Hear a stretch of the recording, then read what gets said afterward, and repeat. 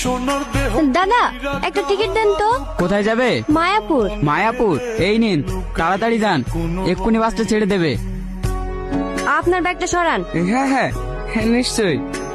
কি সমস্যা আপনার? আমার দিকে এভাবে ভ্যালভ্যাল করে তাকাচ্ছেন কেন? মেয়ে দেখলে চোখ চোখানো উঠে পড়ে নাকি? টিকিট টিকিট টিকিট টিকিট দেখি। এটা তো এই বাসের টিকিট না। এই বয়সের টিকিট না। না, আপনার বাসটা আমাদের বাসের একটু আগে বেরিয়ে গেছে। এই সিটটা ওনার, উনি দুটো সিটে বুক করেছে। সরি, আমি চলে যাচ্ছি। ইটস ওকে, আপনি চাইলে এখানে বসতে পারেন, আমার কোনো আপত্তি নেই। আপনি যেমনটা ভাবছেন আমি তেমন ছেলে না। কোথায় যাবেন আপনি? মায়াপুর। তাহলে তো ভালোই হলো, একসঙ্গে ট্রাভেল করা যাবে। আমিও ওখানেই যাচ্ছি। মায়াপুরের কোথায় যাচ্ছেন আপনি? জমিদার বাড়ি।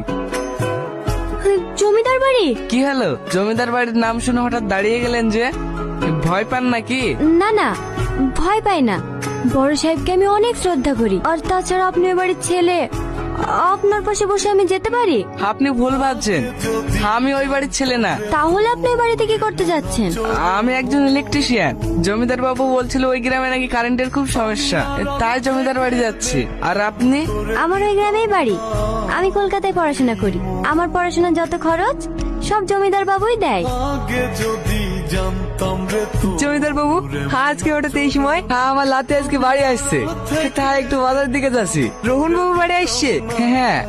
চাষবাস সব ঠিকঠাক চলছে তো? হ্যাঁ বাবু, আপনার তো সব ঠিকঠাক চলছে। আচ্ছা ঠিক আছে, আমি এখন আসি। সত্যি আমাদের জমিদার বাবু অনেক বড় মনের মানুষ রে, আমি যখন খেতে পাইছিলাম না, তখন আমাকে এই জমিটা দিয়েছে চাষ করার লেগে। আর আমার মেয়েকেও বাইরে পড়াশোনা করার জন্য পাঠিয়েছে। জমিদার বাবু যদি আমাদের পাশে না থাকতো, তাহলে যে আমাদের কি হতো।